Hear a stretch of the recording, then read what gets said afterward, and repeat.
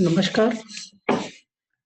आज हम आपको बीएससी सेकंड ईयर में एब्जॉर्प्शन ऑफ विटामिन के बारे में विस्तार से चर्चा करेंगे और यह फिजियोलॉजी ऑफ डाइजेशन पार्ट का लास्ट लेक्चर है, जो कि आपको शायद लाभदायक लगेगा।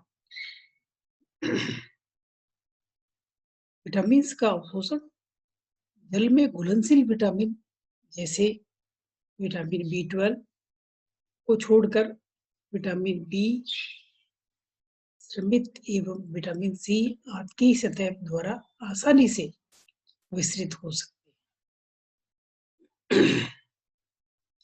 विटामिन B12 के अवशोषण हेतु एक विशिष्ट तंत्र आवश्यक होता है। आमाशय में यह विटामिन जठर ग्रंथियों द्वारा स्रावित इंट्रिंसिक फैक्टर्स के साथ में संयुग्मित हो जाता है। अवशोषण के पश्चात रुधिर में विटामिन B12 स्ट्रिक्स कारक से पृथक हो जाता है। ये आप डायग्राम देख रहे हैं आप, ये कोलन है, पूरा इंटेस्टाइन का पार्ट है, इलियम, सीकम, अपेंडिक्स, ये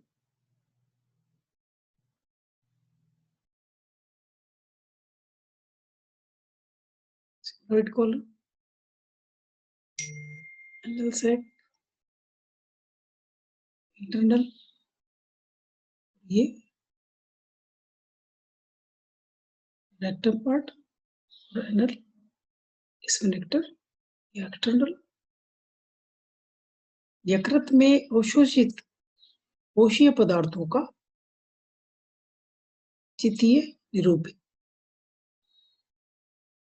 वसा में घुलनशील विटामिन जैसे विटामिन ए, डी, ई और के मिसलस में घुलकर आंत की श्लेष्मिका सतह को सरल विसरण द्वारा अवशोषित किए जाते हैं। इन विटामिन का अवशोषण पित्तरस की उपस्थिति में शीघ्रता से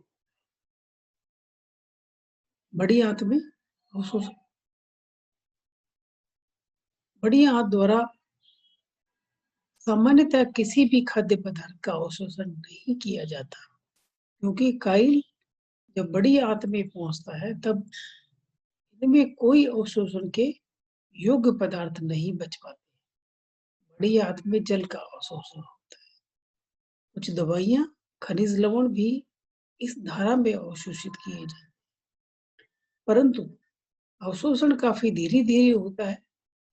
अवशोषण की अतिरिक्त बड़ी आंत का कार्य श्लेष्मा का स्त्रावण अथवा म्यूकस सिक्रेशन, कैल्शियम, फास्फोरस, भारी धातुओं एवं दवाइयों का उत्सर्जन, जीवाणुओं द्वारा सेलुलोज का अपघटन इत्यादि भी।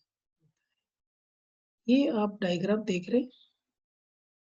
एलिमेंट्री कैनाल के विभिन्न अंगों में अवशोषण वाटर का कहाँ होता है, इस तरह से ये फैट सोलुबल और कौन से विटामिन कहाँ का काम करते हैं, और ये बाइल डक्ट। इसी तरह से जैसे बकल कैविटी अथवा मुंह है, उसमें ग्रंथि है लार, स्राव है लार, एंजाइम है टाइलिन। एंजाइम की क्रिया संभवतः अम्लीय और पाचक क्रिया होती है स्टार्च का माल्टोज में। इसी तरह से मुंह के अलावा ग्रसिका, अमाशय, छोटी आंत और ये आंतीय ग्रंथियां, इस तरह से ये विभिन्न प्रकार के रिएक्शंस यहाँ देखने को मिलेंगे। विस्टा का संगठन में विष्टोत्सर्जन,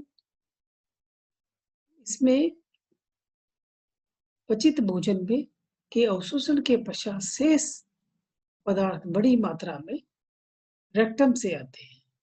यहाँ पर यह विस्टा के रूप में एकत्रित हो जाते हैं। अपचित भोजन का संगठन मुख्य रूप से ग्रहण किए गए भोजन पर निर्भर करता है। विस्टा एक सेमी सॉलिड भूरे रंग का पदार्थ होता है। ये भूरा रंग एस्टर कोविलिन के कारण होता है, जो पित्त वर्णकों के ऑक्सीकरण से प्राप्त हो। विस्टा में उपस्थित गंध, एंडोल, वर्क्सेडोल और ट्रिप्टोफेन आदि पदार्थों के कारण वो बैक्टीरिया के कुछ अमीनो अम्लों पर क्रिया करने से प्राप्त होती है। विस्टा का संगठन में जल 65 से 70% भाग होता है। अनअपघटनीय सेलुलोज, प्रोटीन अवशोषी हिस्टिडीन और इंडोल, जीवित एवं मृत सूक्ष्मदर्शी, आहार नाल की सतह से प्राप्त उत्तलीय पेशिकाएं, कुल वसीय अम्ल, बड़ी आंत की सतह से इस तरह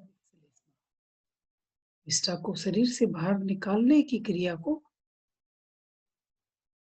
विस्टोसर्जन कहते हैं। आहार नाल में उत्पन्न क्रमाकुंजन तरंग गति के कारण अपचित भोजन नीचे की ओर खिसकता है। पीछे जठर रस जठर आंतरीय प्रतिवर्त भी कहा जाता है।